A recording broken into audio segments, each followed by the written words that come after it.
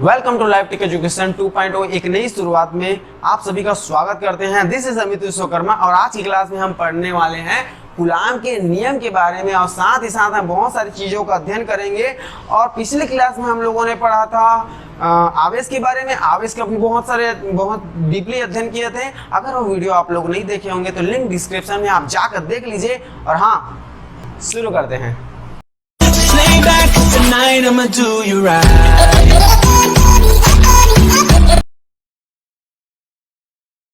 तो आज की क्लास हमारी होने वाली है कूलाम के नियम के बारे में। तो कूलाम के नियम को समझने से पहले हमें बिंदु आवेश को समझना पड़ेगा। क्या होता है बिंदु आवेश? बिंदु आवेश क्या होता है? इसको बोला जाता है इंग्लिश में पॉइंट चार्ज। क्या बोला जाता है इंग्लिश में? Point charge. अब इसके तहत एक बात याद रखिए, यदि दो आवेशित पिंडों की विमाएं उनके बीच की दूरी की तुलना में नगण्य हो, यदि दो आवेशित पिंड हैं हमारे और उनकी जो विमाएं हैं वो उनके बीच की दूरी की तुलना में क्या हो? नगण्य हो, तो उन आवेशों को बोला जाता है बिंदु आवेश। क्लियर यहाँ तक? यदि दो आवेशित पिंडों की विमाएं उनके बीच की दूरी की तुलना में नगण्य हो तो उन आवेशों को बिंदु आवेश कहा जाता है। इसको इंग्लिश में बोला जाता है पॉइंट चार्ज। अब इसके तहत कूलाम के नियम देखते हैं। तो कूलाम का नियम क्या होता है? एक प्रयोग हुआ था जिस प्रयोग का नाम था एठन तुला प्रयोग।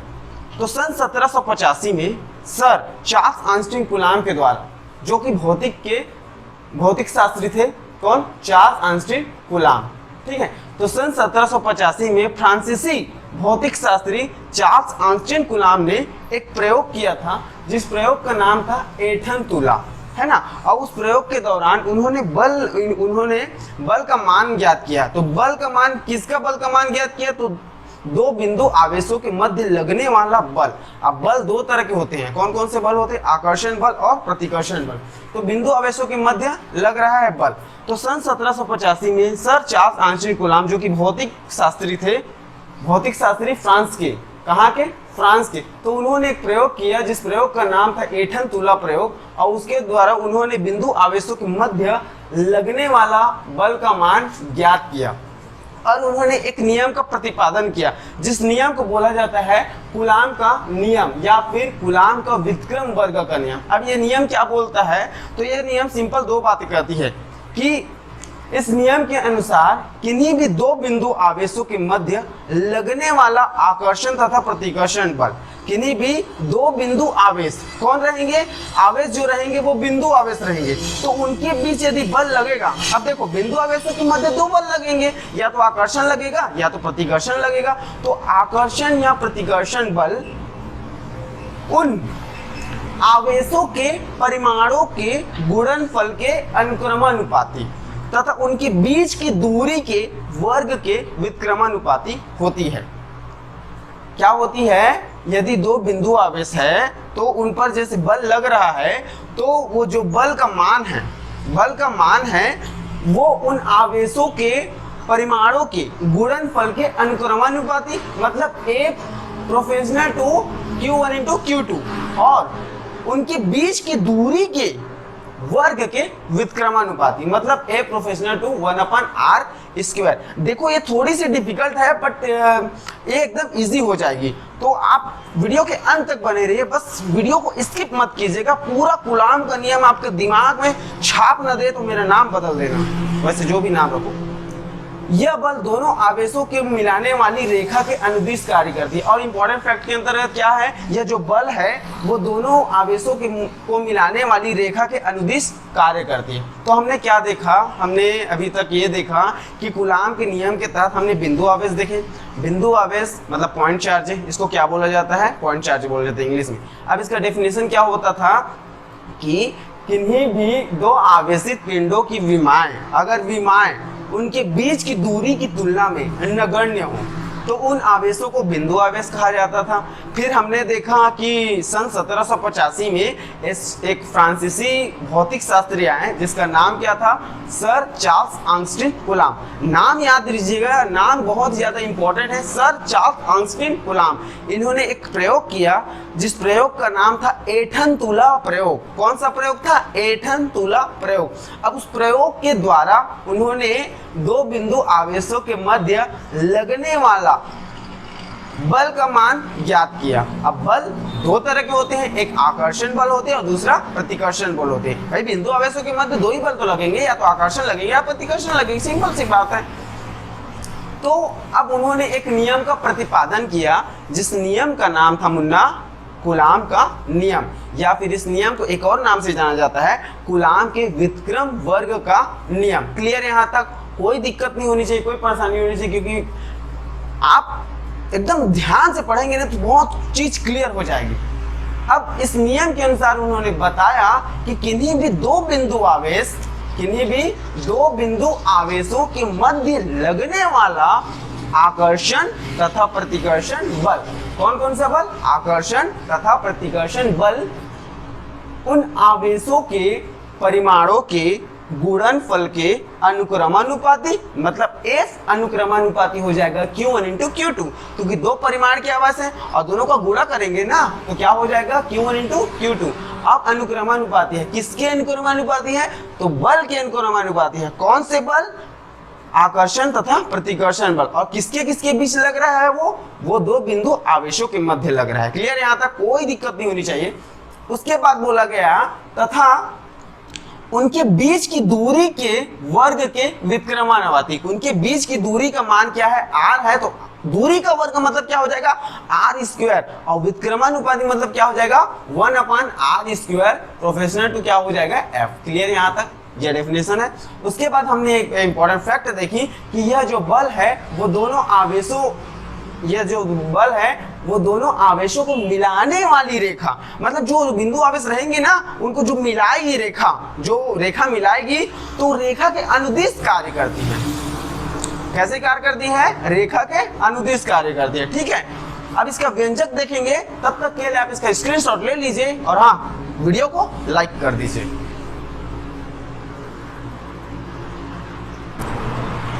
तो देखिए कूलाम के नियम तो हमने पढ़ लिए, अब उसके अकॉर्डिंग हम क्या देखेंगे? व्यंजक देखेंगे। तो व्यंजक भी क्या है कि माना Q1 और Q2 परिमाण के दो बिंदु आवेश है। Q1 और Q2 क्या है? परिमाण के दो बिंदु आवेश है। बिंदु आवेश आप तो जानते हैं कि बिंदु आवेश क्या होता है? यदि दो आवेशित पिंडों की विमाएं उनके बीच की दूरी की तुलना में नगण्य हो तो उन आवेशों को बिंदु आवेश कहा जाता है। अगर आपको बिंदु आवेश को पुनः पढ़ना है तो वीडियो को थोड़ा सा पीछे कर लीजिए, फिर उसके बाद देख सकते हैं। तो माना Q1 और Q2 परिमाण के दो बिंदु आवेश हैं जो एक दूसरे से कितने दूरी पर स्थित है? r दूरी पर स्थित है। कितने दूरी पर स्थित है? r दूरी पर स्थित है। अगर बोल दिया जाए कि दोनों बिंदु आवेश कितने दूरी पर स्थित हैं तो बता देना आप सभी को कि r दूरी पर स्थित है। और यदि उनके मध्य लगने वाला बल क्या है? F है। अब बिंदु आवेशों के मध्य दो बल लगेंगे, या तो आकर्षण बल लगेंगे या प्रतिकर्षण बल लगेंगे। क्लियर यहाँ तक बात? वह दोनों बल भी लग सकते हैं, कोई दिक्कत की बात नहीं है। तब कूलाम के नियमानुसार क्या बोलता है? कूलाम क्या बोला था कि दोनों बिंदु आवेशों के मध्य लगने वाला आकर्षण तथा प्रतिकर्षण बल उन आवेशों के गुणनफल के अनुक्रमानुपाती और उनके बीच की दूरी के वर्ग के व्युत्क्रमानुपाती होती है। ये कौन था? कूलाम का नियम था, है ना? सर चार्ल्स शांशी कूलाम के द्वारा रचा गया एक षड्यंत्र। तो उसके बाद A प्रोफेशनल टू क्या हो जाएगा? Q1 इंटू Q2 और A प्रोफेशनल टू 1/r²। ये समीकरण 1 और समीकरण 2 बन गया। क्लियर है? अब समीकरण 1 समीकरण दोनों को क्या कर देंगे? आपस में मिला देंगे, मतलब merge. Equation first and equation second. उसके बाद समीकरण 1 समीकरण 2 को आपस में मिला दिए तो A proportional to Q1 into Q2 divide में क्या हो गया? r², मतलब A अनुक्रमानुपाती है किसके? Q1 Q2 बटा r² के। क्लियर है यहाँ तक? अगर वीडियो अच्छी लगी होगी तो लाइक करते जाओ यार, क्योंकि आपका लाइक एक सपोर्ट करता है, मतलब आग की तरह फैल जाता है। ठीक है, और कमेंट भी मार दिया करो एक आग अच्छे से। तो एक अब देखो, जैसे हम इस प्रोफेशनल टू को हटाते हैं ना, मतलब इस अनुक्रमानुपाती चिन्ह को, जैसे हम इस अनुक्रमानुपाती के चिन्ह को हटाते हैं ना तो एक नियतांक लगाते हैं। नियतांक लगाना बहुत ही ज्यादा अच्छी बात होती है फिजिक्स और केमिस्ट्री में, तो लगाना भी चाहिए, मतलब लगता भी है। तो के अब क्या लगा दिए? के एक नियतांक लगा दिए और क्या हो जाएगा? F इक्वल टू हो जाएगा K into Q1 into Q2 divide में r²। क्लियर? यहाँ तक बहुत ही ज्यादा रेयर कंडीशन की बात है, एकदम क्लियर है और क्लियर कट लाइक करते जाओ। अब इसमें जहां K का जो मान है, K क्या है? एक अनुपाती नियतांक है। जहां K क्या है? एक अनुपाती नियतांक है जिसका मान दोनों आवेशों के बीच के माध्यम पर निर्भर करता है। अब भाई साहब इस के का जो मान है ना, के का जो मान है वो कम होगा या ज्यादा होगा, वो किस पर डिपेंड करेगा? दोनों बिंदु आवेशों के मध्य लगने वाला मतलब माध्यम। माध्यम मतलब क्या हो जाएगा? देखो अब कुछ भी माध्यम हो सकता है, तो देखते चाहिए आगे। अब उसके बाद देखेंगे एसआई पद्धति में। अब दो पद्धति हम देखेंगे इस व्यंजक के तहत, एसआई पद्धति और सीजीएस पद्धति। वैसे पद्धति तो बहुत सारे हैं यार, एसआई पद्धति, सीजीएस पद्धति, एमकेएस पद्धति। अगर आपको पद्धति के लिए वीडियो चाहिए ना, तो आप इस वीडियो के डिस्क्रिप्शन में मतलब क्या बोलते हैं, कमेंट दिया रहता है, उसमें कमेंट कर सकते हैं, हम बना देंगे, हम दिल के बहुत अच्छे हैं। उसके बाद देखेंगे एसआई पद्धति के अंतर्गत हम क्या देखेंगे कि जब दोनों बिंदु आवेशों के मध्य माध्यम क्या होना चाहिए? दोनों बिंदु आवेशों के मध्य माध्यम होना चाहिए वायु या निर्वात, या तो हवा होना चाहिए या कुछ नहीं होना चाहिए, सिंपल सी बात है। तो वायु या निर्वात हो तब के का मान क्या हो जाएगा? के का मान हो जाएगा 1/4 पाई एप्सिलॉन 0। क्या होगा? 1/4 पाई एप्सिलॉन 0। बेटा ये चिन्ह है ना, उसको बोलते हैं एप्सिलॉन 0, है ना? क्या बोलते हैं? एप्सिलॉन 0। कभी कभी कहीं इसको एप्सिलॉन नॉट भी बोल दिया जाता है। तो एप्सिलॉन नॉट अगर बोल दिया जाए ना, तो आपको कंफ्यूज नहीं होना है, वो एप्सिलॉन 0 की बात की गई है। या फिर 1/4 पे एप्सिलॉन 0 को ही बोला जाता है, मतलब इसका ही मान होता है 9 × 10⁹ न्यूटन वर्ग मीटर प्रति कूलाम वर्ग। थोड़ा सा ज्यादा डिफिकल्ट है, लेकिन आपको याद रखना एनएमसी का लगा दो 2, एनएमसी की लगा दो 2, ठीक है? तो और ये प्रति लग जाएगा, तो न्यूटन वर्ग मीटर प्रति कूलाम का वर्ग। क्लियर है? बहुत इजी है यार, फिजिक्स इज गोल्डन, है ना? तो अतः समीकरण 1 से, समीकरण 1 कहाँ है मुन्ना? तो समीकरण 3 है, सॉरी, समीकरण 3 कहाँ है? यहाँ है। तो समीकरण 3 क्या है? बोल रहा है कि अगर हम मुन्ना इस के जगह मान रख दे, जो कि हमारा मान क्या है? 1/4 पाई एप्सिलॉन 0, या फिर इसी को बोला जाता है 9 × 10⁹, है ना? तो उस मान को यहाँ पर रख देंगे, तो पुट करेंगे मान को, तो ये समीकरण हमारा 3 है। इस के के जगह हम क्या रखेंगे? 1/4 pi epsilon 0 into Q1 × Q2 divided by R²। 1/4 pi epsilon 0 into Q1 × Q2 divided by R²। कितना अच्छा है ना, गाना याद रख लेना, वैसे ये काम याद आएगा। के F इक्वल टू हो जाएगा 1/4 pi epsilon 0 into Q1 × Q2 divided by R²। कितना अच्छा लग रहा है, सुरीला लग रहा है, याद करो भाई, काम मतलब काम आ जाएगा फ्यूचर में। अब उसके बाद देखेंगे जहां एप्सिलॉन 0 वायु या निर्वात की निरपेक्ष विद्युतशीलता है। अब ये भाई साहब, ये एप्सिलॉन 0 की बात की गई है, तो एप्सिलॉन 0 क्या है? वायु या निर्वात की निरपेक्ष विद्युतशीलता। क्या है? वायु या निर्वात की निरपेक्ष विद्युतशीलता। इस छोटी छोटी चीजों को याद करते हुए चले, क्योंकि आगे जब हम फिजिक्स पढ़ेंगे ना, तो बहुत ही ज्यादा मजा आने वाला है। या फिर इस 1/4 पाई एप्सिलॉन 0 की जगह क्या रख सकते हैं? 9 × 10⁹, है ना, इंटू Q1 × Q2 डिवाइड में R²। और न्यूटन, क्योंकि एसआई पद्धति में बल का मान क्या होता है? न्यूटन होता है। हाँ, हमारे न्यूटन बाबा ने कुछ बहुत सारे एक्सपेरिमेंट किए थे, जानेंगे उसके बारे में। बहुत सारे अच्छी चीजें हैं, काश वो नहीं होता तो फिजिक्स नहीं होता। तो हमने देखा एसआई पद्धति के तहत जब दोनों बिंदु आवेशों के मध्य माध्यम क्या होना चाहिए? वायु या निर्वात होना चाहिए। तो वायु या निर्वात माध्यम होता है ना मुन्ना, तो के के बराबर क्या होते हैं? 1/4 पाई एप्सिलॉन 0, या फिर के बराबर ही हो जाता है 9 × 10⁹, है ना? तो समीकरण 3 से हम मान रख दिए थे। समीकरण 3 से मान रखेंगे तो क्या था? समीकरण 3 हमारा था कि F इक्वल टू के into Q1 × Q2 divide by R²। दिख तो रहा है भाई, देखो ना, क्लियर है ना? मैं आप इसको ऐसे घेरा लगा देता हूं ताकि फ्यूचर में काम आता रहे। तो समीकरण 3 से मान रख देंगे, तो समीकरण 3 से मान क्या था? F equal to 1/4 pi epsilon 0 into Q1 × Q2 divide by R²। Divide में क्या होना चाहिए? R²। और R क्या है जी?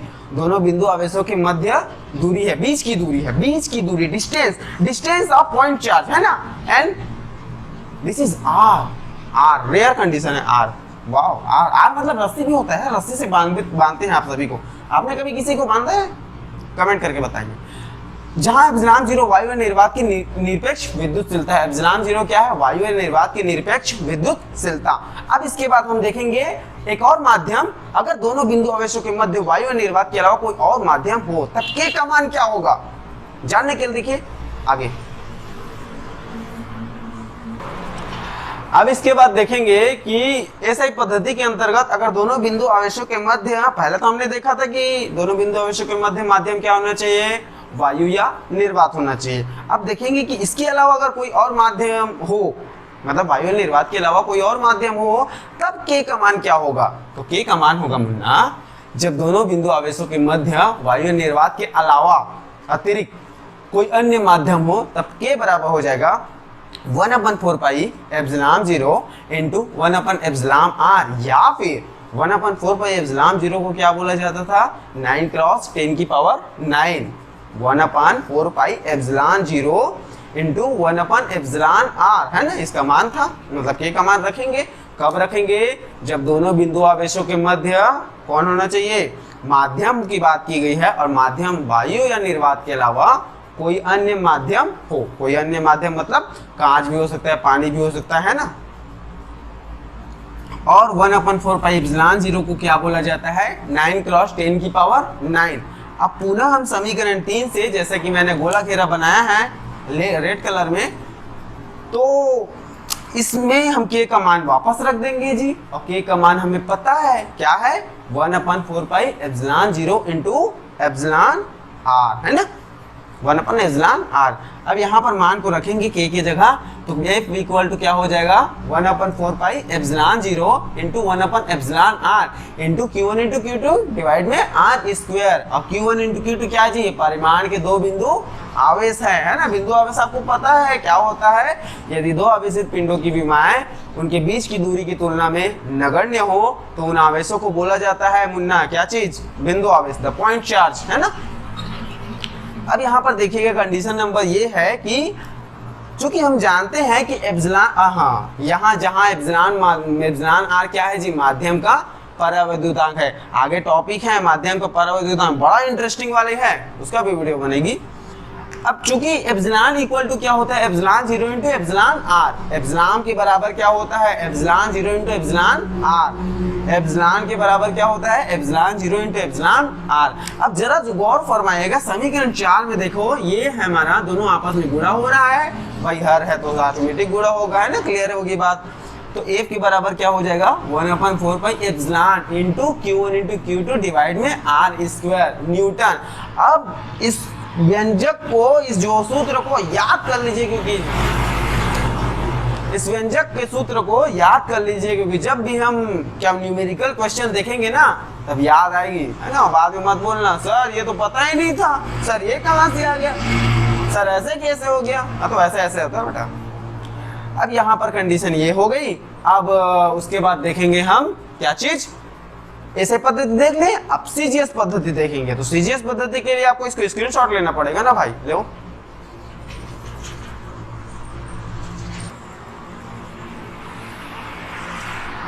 अब जरा देखते हैं कि सीजीएस पद्धति में क्या होता है। सीजीएस पद्धति में जब दोनों बिंदु आवेशों के मध्य का माध्यम क्या होना चाहिए? वायु या निर्वात, तो के का मान क्या होगा? के का मान होगा 1। क्या होगा? 1, है ना। तो समीकरण 3 से हम पुनः देखेंगे, समीकरण 3 हमारा यहाँ है, तो समीकरण 3 को पुनः लिखेंगे। F इक्वल टू क्या हो जाएगा? K into Q1 into Q2 divide में आर स्क्वायर। अब इस K के जगह हम क्या रख देंगे? 1 रख देंगे। क्यों रखेंगे भाई? भाई हमारा मन है, मन नहीं है। ये जब दोनों बिंदु आवेशों के मध्य माध्यम की बात की गई है सीजीएस पद्धति में, तो K का बराबर 1 होता है, ऐसा आपको याद रखना है, और याद रखना ही है, क्योंकि याद करेंगे तभी तो याद होगा। तो K के बराबर हो जाएगा 1, तो यहाँ F इक्वल टू हो जाएगा K into 1 Q1 into Q2 divide में आर स्क्वायर। उसके जगह K के जगह 1 रखेंगे, तो हमारा फाइनली F के बराबर मान निकल जाएगा 1 multiply Q1 into Q2 divide में आर स्क्वायर, या फिर 1 का गुणा कर दो बेटा, तो F के बराबर क्या हो जाएगा? Q1 इंटू Q2 डिवाइड में आर स्क्वायर डाइन। अब डाइन सीजीएस पद्धति में बल का मात्रक होता है ना, डाइन है, डायन नहीं है। इसके बाद आप देखेंगे सीजीएस पद्धति में दूसरा क्या होना चाहिए, मतलब इन दोनों के अलावा कोई और माध्यम हो तब के का मान क्या होगा, देखते जाइए। स्क्रीनशॉट ले लीजिए, स्क्रीनशॉट जरूरी है।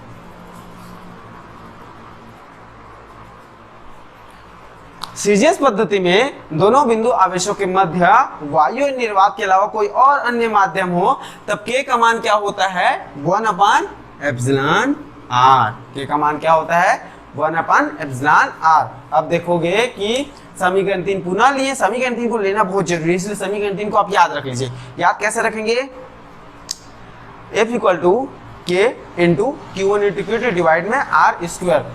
अब K की जगह क्या रखेंगे हम, 1/एप्सिलॉन r, जहां एप्सिलॉन r क्या है, माध्यम का परावर्तक है। नेक्स्ट टॉपिक डालेंगे। तो समीकरण 3 से हम मान रख देंगे, K की जगह हम 1/एप्सिलॉन r रख देंगे, तो यहाँ पर क्या हो जाएगा, F = 1/एप्सिलॉन r, क्योंकि K की जगह हम रखे हैं इंटू Q1 × Q2 डिवाइड में r स्क्वायर और डाइन, क्योंकि सीजीएस पद्धति में बल का मात्रक क्या होता है, डाइन होता है, एसआई पद्धति में न्यूटन होता है। तो एमकेएस पद्धति में क्या होता है बल का मात्रक, कमेंट करके आंसर दीजिए।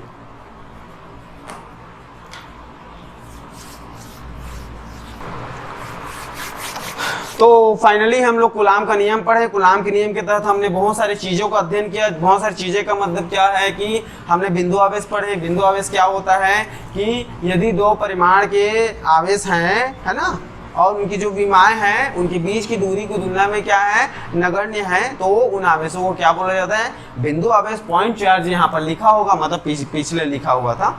उसके बाद हमने देखा कूलाम का नियम। कूलाम के नियम के तहत सन 1785 में एक भौतिक शास्त्री थे जिसका नाम क्या था, चार्ल्स आंस्ट्री कूलाम, जो कहाँ के थे जी, फ्रांस के थे, है ना।